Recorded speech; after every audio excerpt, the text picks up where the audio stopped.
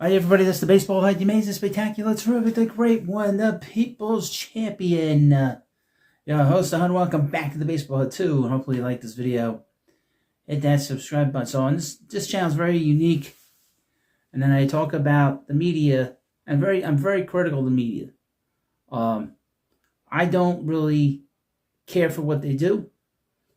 And I know that the sports media is an extension of the regular media. And you're starting to see, I'm starting to see some very peculiar behavior from the media because they're on social media and they're very much involved with the podcast. And since it's not as choreographed and it's more sort of open space to talk about stuff, you're starting to see some rather peculiar, that's the word of the day, behavior. A few weeks ago, I did a video on New York Post Mike Puma when he was doing a live stream interview, a press conference with the Mets. He asked some questions that kind of got a lot of people uptight. And he said, that he wasn't working for them, that the press conference was for him, which I thought was a rather bizarre kind of way of saying F you to the fans. And I've said this for many years, that the media, we know that the regular media hates the regular person. The average person they can't stand. And I believe this as well extends into the sports media. And we've seen this in other parts of the media. But baseball's been sort of not been touched so much of it. But we saw the sort of the middle finger that they gave us in 2020 about taking the knee in the ballparks and of course, denigrating the flag and really all the traditions that make this country great. I would also mention this is the group of people that complained about the times of the games. They were the ones that kept complaining that they had to stay in the ballpark and watch these games as they went into extra innings and complained about going into the 13th inning, the 14th inning, the 15th inning on social media. And they got what they wanted to where we have to deal with the stupid ghost runner and extra innings. So they got what they wanted. So this is a group of people that don't really care for the traditions of the game. A lot of them say they do, but they don't. They constantly trying to change what has made the game great and trying to break up the traditions of the game in particular.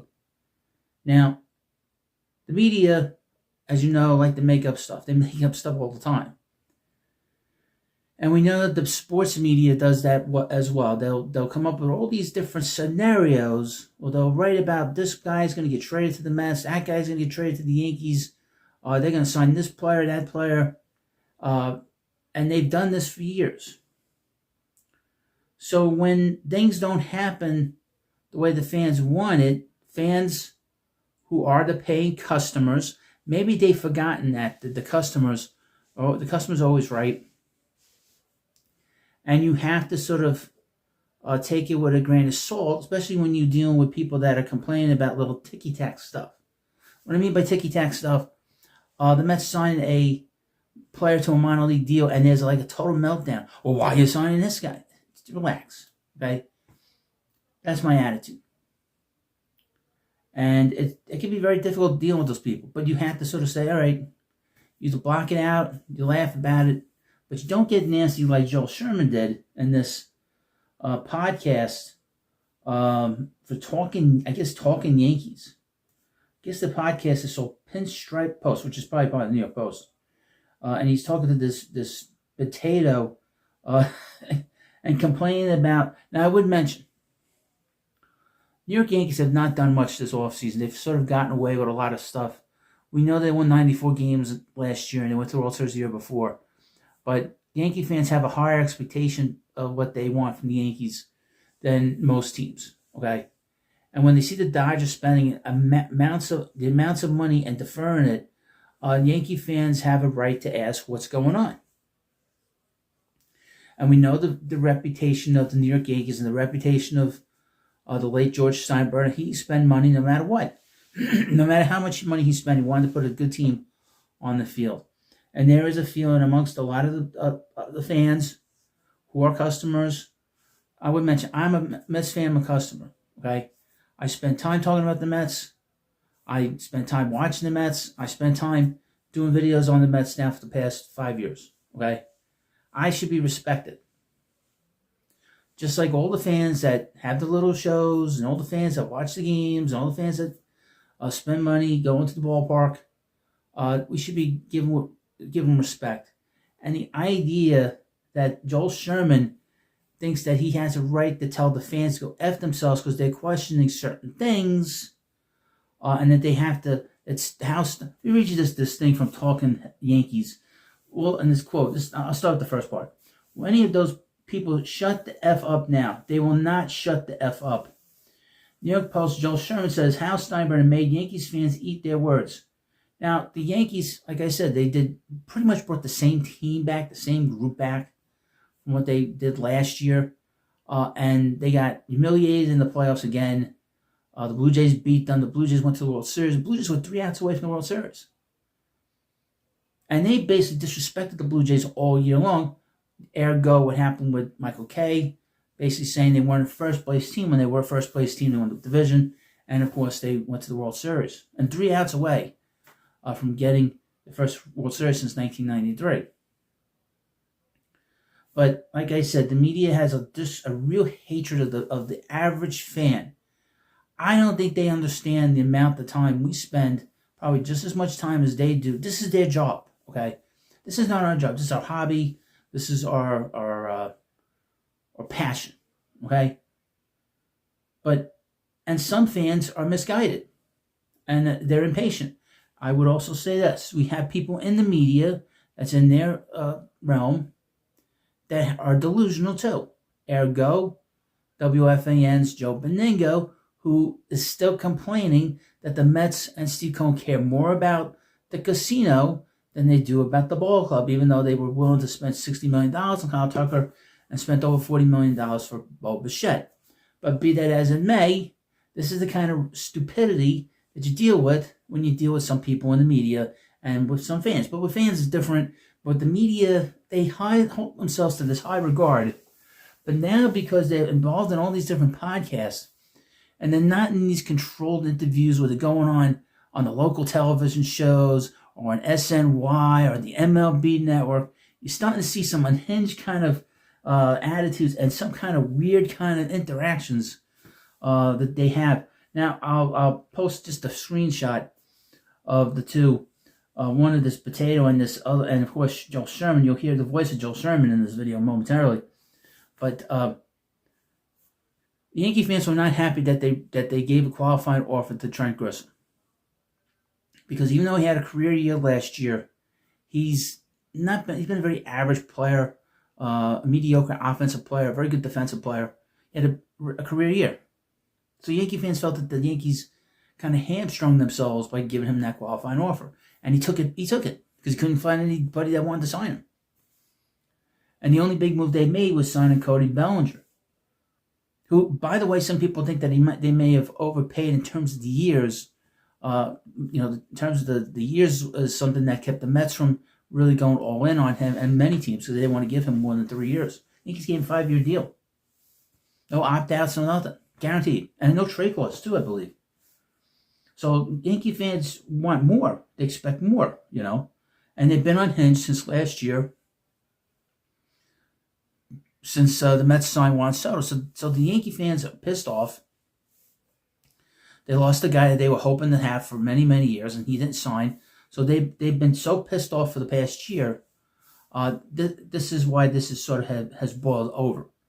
Now, like I said, the media, you're going to see more of this weird behavior within the media because they're going to get more involved with the different podcasts, and these podcasts have different standards, and they treated as such. Now, from what I could tell, this is from the New York Post one. So this is interesting, but Talking Yankees reposted this. So let me play you this clip, and it's quite unhinged in my opinion. You don't talk about people that are putting money in your pocket too when they click on your stupid stories and when they watch you on these videos and these live streams and they buy the paper and they watch you on the MLB network. Show some more respect. So let me play this clip. And again, most of the whiners are also people who were saying, well, they signed Grisham, that right. means that Hal's going to get cheap and not bring Bellinger back. Will any of those people shut the fuck up now? They will not shut the fuck up because they like that lane that's either stupid Right. or they enjoy being stupid, like because they get attention. Now, the thing is here, is it's not so much them re-signing Bellinger, is that that's it. So they're done. The Yankees are done for the offseason. Okay? Yankee fans have been wanting them to do stuff, and they haven't done anything.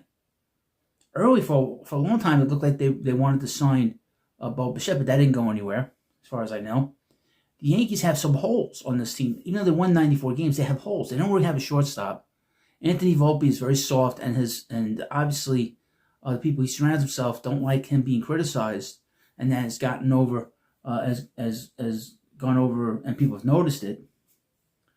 But again, if you are a person that reads Joe Sherman's writings, watch him on the MLB Network, watch him in these podcasts, how disrespectful this is. Okay? It's one thing if I do video and whatever. I'm an independent person. I have no, whatever my criteria is my criteria. I've been pretty consistent about what I expect here from the channel. Everyone treats everybody with respect, and that's okay. Everybody talks nice and everything else, that's fine. And I'll goof on some things, and I only use curse words for a comedic effect. This is very angry. This is a very angry attitude. Also, this is about access as well, because he has to defend what the owners do. He has to help get as much money for the players as he can as well. I noticed some things last night that were talked about and discussed on X.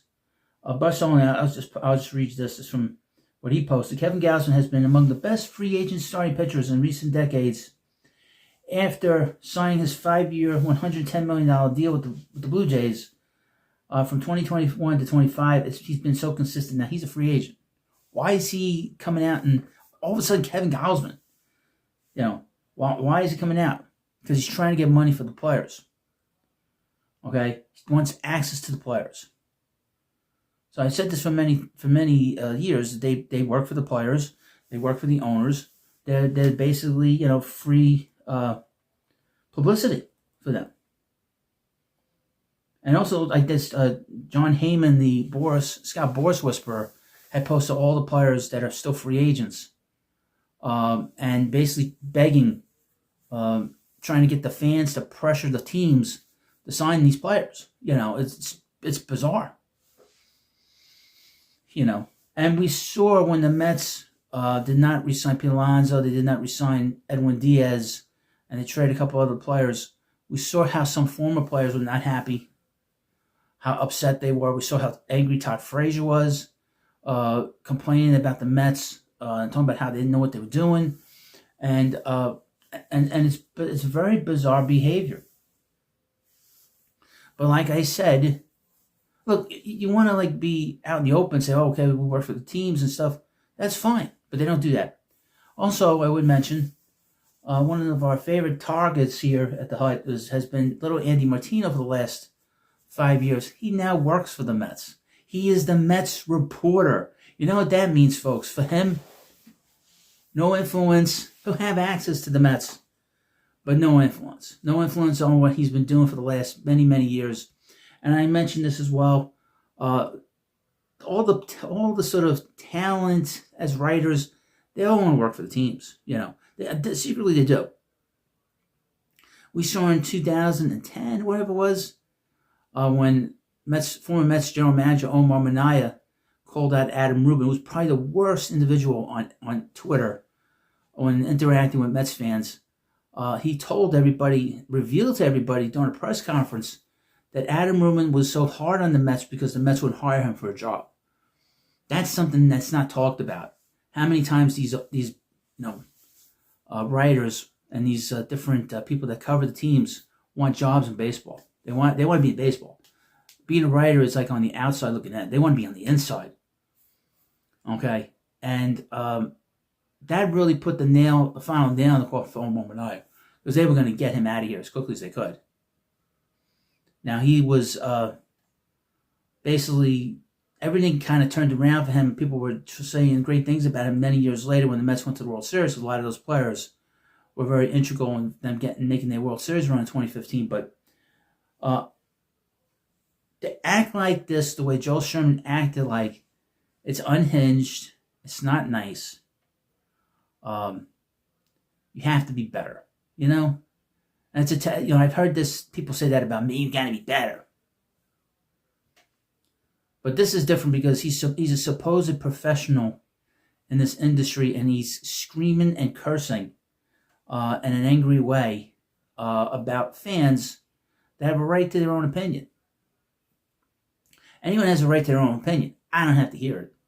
So if I block you, I don't have to hear it. Simple as that. You know what I mean?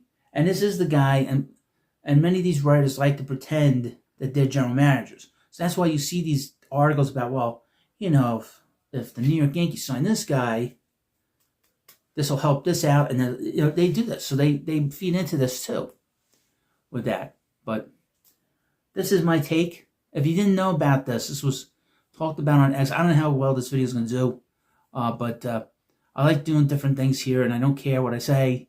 And that's what's great about being independent from all that, because then I'm not beholden to the teams. I'm not beholden to any of these idiot media people. But thank you for watching this video. And, of course, please subscribe to the Baseball Head too. And I'll see you later.